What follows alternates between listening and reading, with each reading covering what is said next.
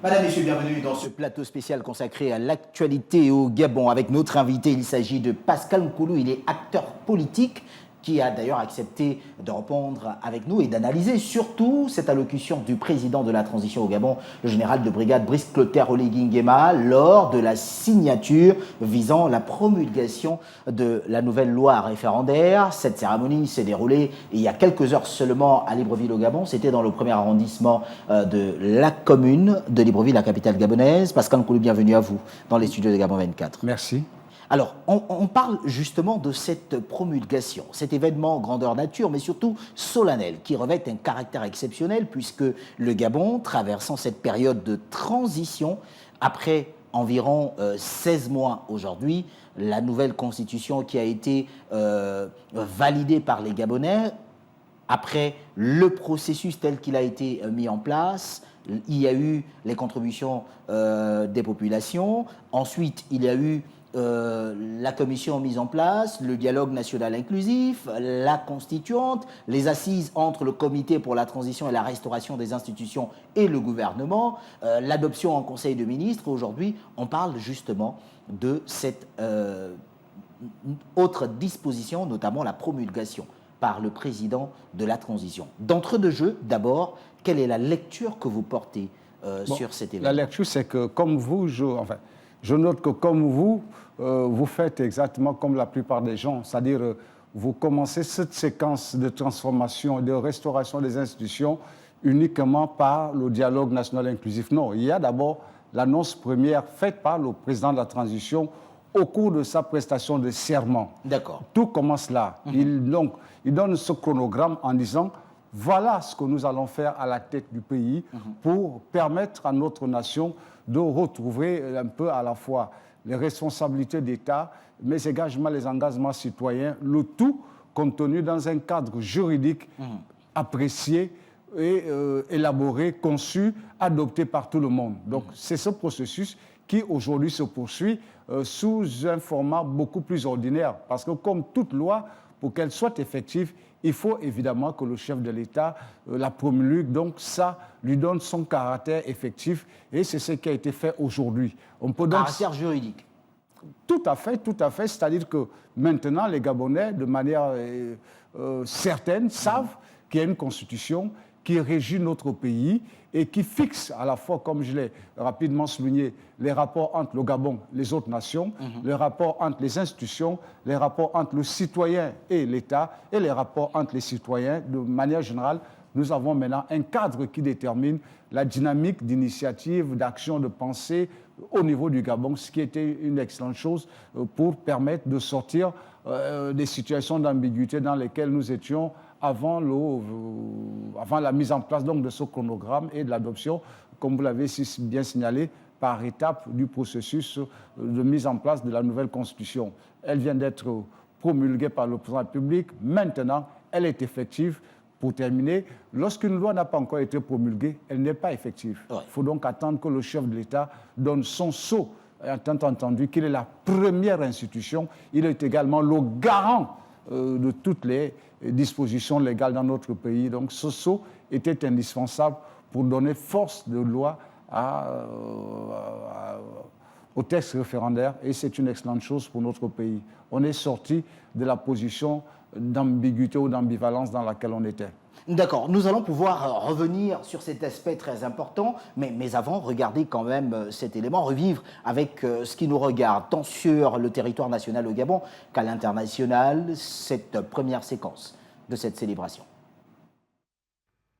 Je promulgue ce jeudi 19 décembre 2024 la Constitution adoptée par le peuple gabonais. Fruit d'un nouveau pacte social, la nouvelle constitution gabonaise est désormais promulguée. Pour Diop Divongi Diding, ancien vice-président de la République gabonaise et dignitaire, ce résultat est l'aboutissement d'un long processus inclusif. Initié par l'appel à la contribution du peuple et le dialogue national inclusif, suivi par la mise en place du comité constitutionnel et de la constituante, soumis à l'examen du gouvernement assisté du CTRI et à l'adoption en Conseil des ministres, ponctué enfin par la sanction du peuple à travers le scrutin référendaire du 16 novembre dernier. C'est manifestement la matérialisation ici de l'aspiration en faveur d'une constitution adoptée avec le citoyen gabonais au centre de tout le processus. Après la signature de la loi référendaire et du décret de promulgation devant les juges constitutionnels, le général de brigade Brice Clotaire Oligui Nguema a souligné que cette étape marque un pas conséquent vers la fin de la transition. En plébiscitant très fortement ce texte, le 16 novembre dernier, vous, peuple gabonais, me donnez aujourd'hui l'opportunité de rendre officielle son intégration dans l'ordonnancement juridique interne du Gabon. Cette loi fondamentale est appelée à être le reflet de notre histoire et la plateforme de nos espérances. Assurer une justice équitable et l'égalité de tous devant la loi, en plus d'être un exercice démocratique, marque un pas conséquent dans le cheminement vers la fin de la transition. Cette cérémonie vient ainsi entériner l'adoption de la nouvelle loi fondamentale massivement votée lors du référendum constitutionnel du 16 novembre 2024 et annoncer l'entrée dans la 5e République, c'est-à-dire la 5e constitution de l'histoire du Gabon. Pascal Nkoulou, on vient de regarder justement cette première séquence de cette cérémonie qui s'est déroulée ce matin à l'esplanade, sinon à la place de la Libération, devant cette stèle par exemple. Que dire ? Quel est l'autre regard que l'on peut porter dessus? La République est faite de symboles et chaque symbole a une valeur à la fois historique, juridique, mais également citoyenne. Ouais. Et la signature en public de cet acte est un acte qui a également une valeur symbolique pour notre nation, mais également une dimension historique, parce que cette Constitution a la particularité d'avoir été, dans mon aval, bénéficiée de l'inclusion de tous les citoyens, du regard de tous les citoyens, de l'adoption par les citoyens. Et aujourd'hui, elle va servir pour rendre effective la volonté citoyenne. Donc, c'est quelque chose qui marche. Êtes-vous en train de dire qu'il s'agit d'une inclusivité, parlant de cette nouvelle constitution?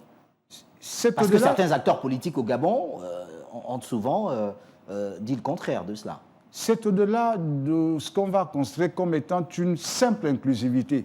C'est à la fois la prise en compte. Vous savez, quand on est dans une période où le fait électoral, en termes de positionnement politique, ne contribue pas ou n'oriente pas beaucoup la décision des leaders, et veiller à ce que tous les citoyens participent de manière à ce que chaque groupe d'intérêt ou chaque groupe social donne l'élan ou l'ambition qu'il a de la République, de la vie dans la communauté, est une chose extraordinaire. C'est une volonté véritable d'ouverture et de transparence. Et c'est à cela que le processus de la rédaction et de l'adoption, aujourd'hui de la promulgation de la Constitution, a été soumis. C'est quelque chose qui va pour longtemps marquer à la fois les annales historiques et politiques de notre pays, mais également c'est quelque chose qui va donner le sentiment aux citoyens gabonais, donc au peuple gabonais, de ce qu'ils sont de manière potentielle aujourd'hui dépositaires de leur histoire commune, dépositaires d'une vision commune, dépositaires d'une volonté commune de relever les défis du moment. C'est un engagement citoyen au-delà, donc c'est pour ça que je parle que c'est au-delà de l'inclusivité, c'est un engagement sur l'histoire, c'est un engagement sur le temps, c'est un engagement individuel, une façon de renouer avec la responsabilité citoyenne qui, pendant de longues années, s'était évaporée dans les habitudes et les pratiques des Gabonais. C'est quelque chose de véritablement très, très structurant. D'accord. Allons dans l'ère du temps. Puisqu'il y a eu cette promulgation aujourd'hui faite par le général de brigade Brice Clotaire Oligui Nguema, le président de la transition au Gabon. D'ailleurs, avant lui, pour parapher ce document, il y a eu le ministre de la Justice, garde de Sceaux, le ministre de la Réforme des institutions, le Premier ministre chef du gouvernement, Raymond Dangsima, pour ne pas le citer. Qu'est-ce qui est prévu pour que les Gabonais le comprennent aisément? Est-ce que l'on parle d'une promulgation qui fait directement, permet directement à la nouvelle constitution de rentrer en vigueur, ou alors il y a des dispositions qui seront utilisées pour la suite du processus de cette transition? Bon, pour l'instant, ce qu'il faut retenir de manière générale, c'est que cette constitution est adoptée. D'accord. C'est un fait. Son application au sens strict ne se fera qu'après la prochaine élection présidentielle. Pourquoi? Parce que jusqu'à ce qu'on arrive au terme de la période transitoire, nous restons toujours sous le sceau de la charte de la transition, parce que ce sont encore les autorités de la transition qui ont la charge de la vie de l'État et de la nation jusqu'au terme donc de ce processus qui va se clore par la tenue de l'élection présidentielle. Et c'est à partir de ce nouvel exercice que la Constitution va maintenant être appliquée, c'est-à-dire les prochaines autorités administratives, politiques sorties de l'élection présidentielle auront comme cadre de référence et comme référentiel cette Constitution. Pour l'instant, pour des raisons d'harmonisation en termes d'harmonisation dans le sens de l'exécution des tâches de l'État, c'est encore la charte de la transition qui a force de loi. Et ça se comprend aisément parce que le président Brice Clotaire Oligui Nguema est tout d'abord le premier responsable de la transition. Et c'est quand il, comme il a promis, retournera la gestion de l'État par les civils après une élection faite de la manière la plus ordinaire, comme ça se fait dans tous les pays démocratiques par les populations, qu'à ce moment, on assistera à la fin de la transition et à la mise en vigueur de la Constitution qui a été adoptée. Mais bon, pour l'instant, on peut se réjouir de ce que ce texte qui va réglementer la vie de notre pays est prêt à l'emploi. Il y a une autre question tout de même, celle posée par certains internautes qui se demandent est-ce que la promulgation de cette nouvelle constitution pour le Gabon aujourd'hui ne pourrait peut-être pas accélérer le rythme de la transition, donc parvenir même à changer par exemple les dates des prochains scrutins et autres. Comment analyser cela? Bon, c'est vrai que maintenant qu'on a la Constitution, qu'est-ce qui empêcherait qu'on aille rapidement aux prochaines élections présidentielles? Il y a le chronogramme. Il faut pouvoir tenir compte des obligations liées au chronogramme. Ce chronogramme fixe un certain nombre d'étapes. Aujourd'hui, l'étape de l'adoption du texte constitutionnel est terminée. Il reste l'examen et l'adoption du code électoral. Il reste toutes les opérations liées au processus électoral, notamment la révision de la liste électorale, donc la confection, la nouvelle liste électorale, parce qu'une nouvelle liste électorale, il faut donc l'adopter. Et ensuite, il faut pouvoir passer à l'ensemble des opérations liées à la révision donc, du fichier électoral, certainement un nouveau redécoupage qui va s'imposer. Donc ce sont autant d'opérations qui ne peuvent pas être escamoudées seulement parce qu'on voudrait tout de suite aller à l'organisation de l'élection présidentielle. Au terme de ce processus, on organisera les élections présidentielles. Mais je pense que, enfin, je n'ai même pas à le penser, le chronogramme avait déjà été donné par les responsables du CTRI qui fixent les élections présidentielles à la date du 25 août, 23 août, 25 août 2025. C'est dans quelques mois, on peut dire dans presque 8 mois, si on avait à considérer que le mois de décembre est pratiquement terminé. Donc, prenons notre mal en patience. On aura, pour ceux qui le veulent ou ceux qui le souhaitent, à vivre une élection présidentielle, heureusement, sur la base des textes transparents aimés par la majorité des Gabonais, parce que le texte référendaire a été adopté par une très grande majorité de nos compatriotes. Le code électoral également sera le reflet de cette volonté d'asseoir la vie politique de notre pays à travers des institutions et des organes juridiques fiables et transparents. Et ensuite, l'attitude citoyenne également va beaucoup compter. C'est-à-dire, les Gabonais iront pour une fois aux élections avec le sentiment que non seulement on aura à choisir des hommes politiques qui, nous l'espérons tous, prendront sur eux de tenir compte de tout ce qu'il y a eu comme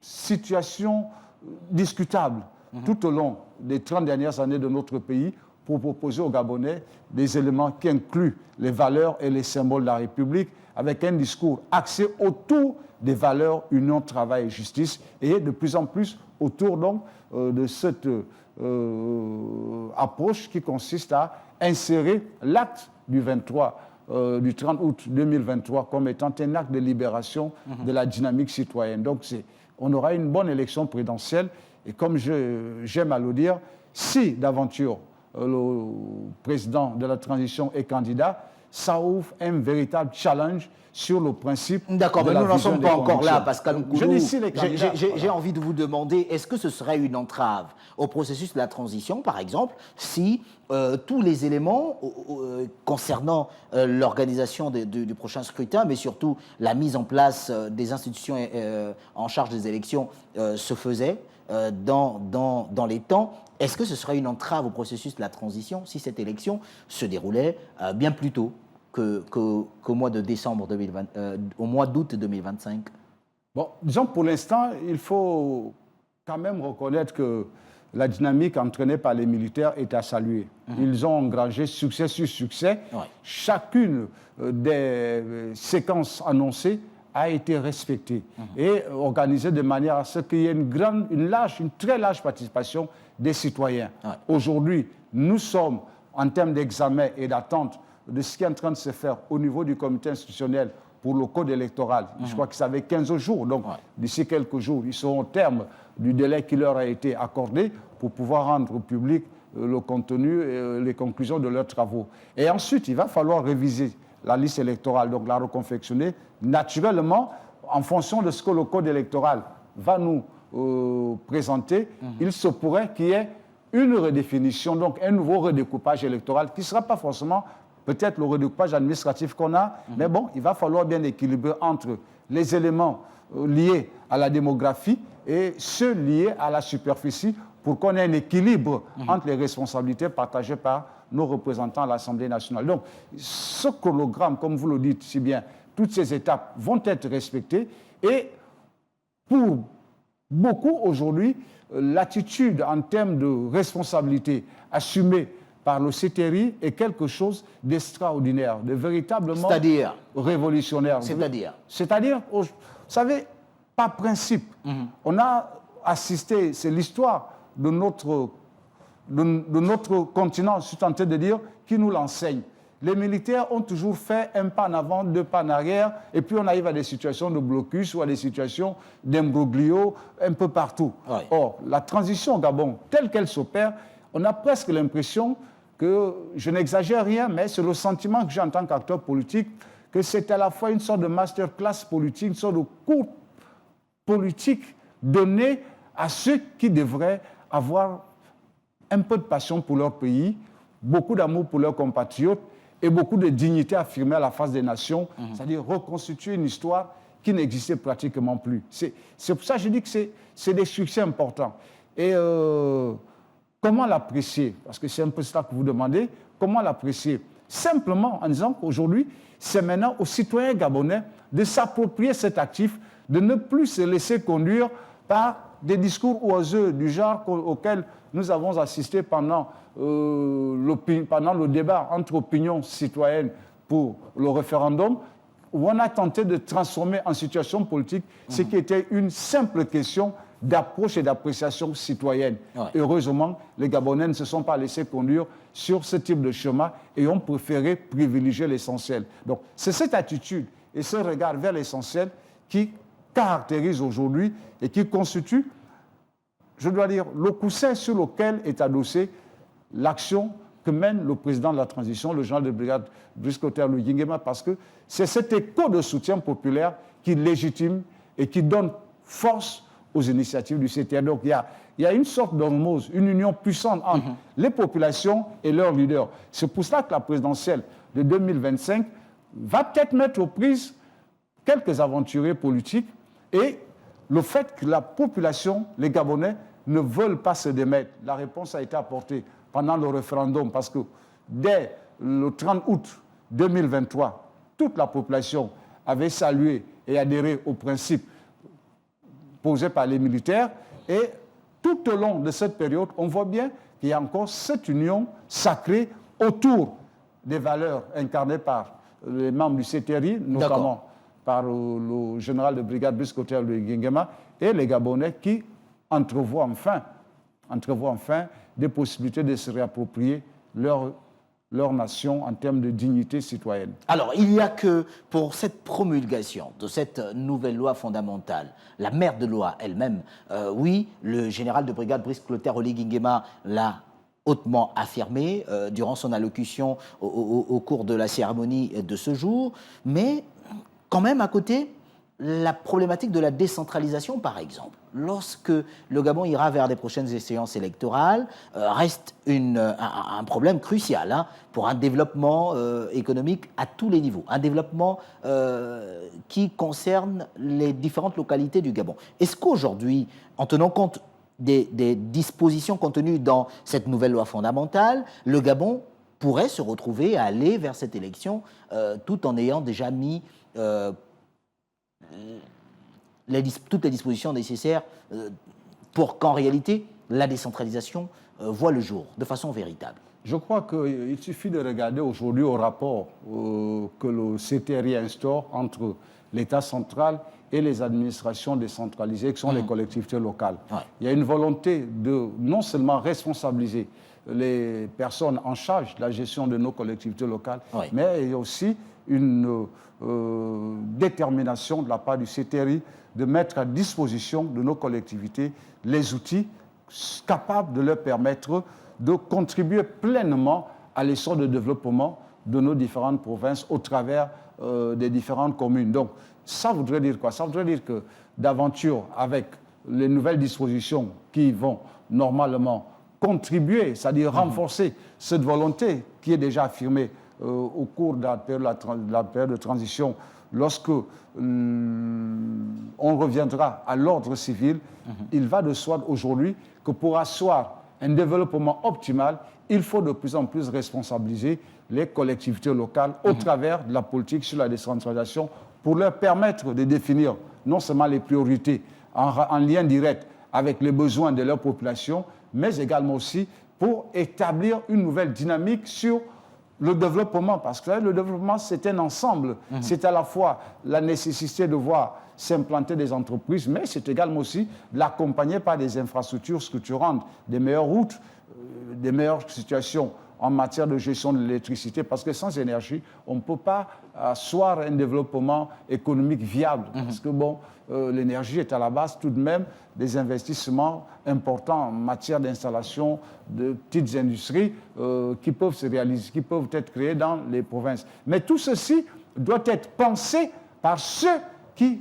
choisissent de s'investir comme relais entre l'État central et les populations. Donc, naturellement, aujourd'hui, il n'est plus possible d'envisager cette orientation qui était faite de façon verticale entre l'État et les collectivités au prorata de certaines circonstances et de certaines situations. Il est maintenant, je ne dis pas qu'il est maintenant, c'est ce que le président de la transition fait en dotant les collectivités d'engins, en leur permettant de gérer un certain nombre de projets importants. Donc, s'il va vers ça, malheureusement, on ne devrait pas souvent se prononcer, mais j'ai bonne foi que si le président de la transition était candidat, il accélérerait justement la mise en place de manière à ce qu'on ait des lois, parce que le principe de la décentralisation est admis.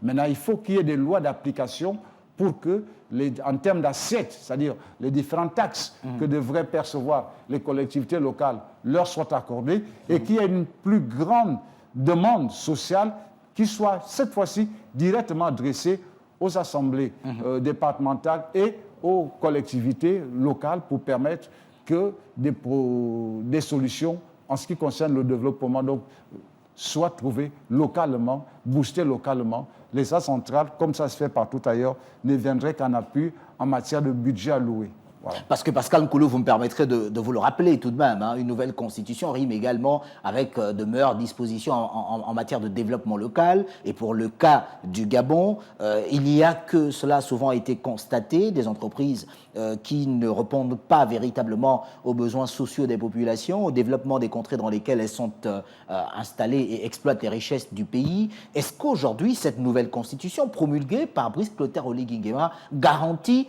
ce bien-être-là à la population gabonaise? Les conventions vont être mieux regardées. D'accord. De manière à ce qu'elles soient mieux appliquées, parce qu'elles existent. Il y a des obligations qui sont faites aux entreprises qui exploitent des richesses potentielles dans certaines localités, de contribuer au développement et l'amélioration des conditions de vie des populations qui sont dans ces zones où ces entreprises sont implantées.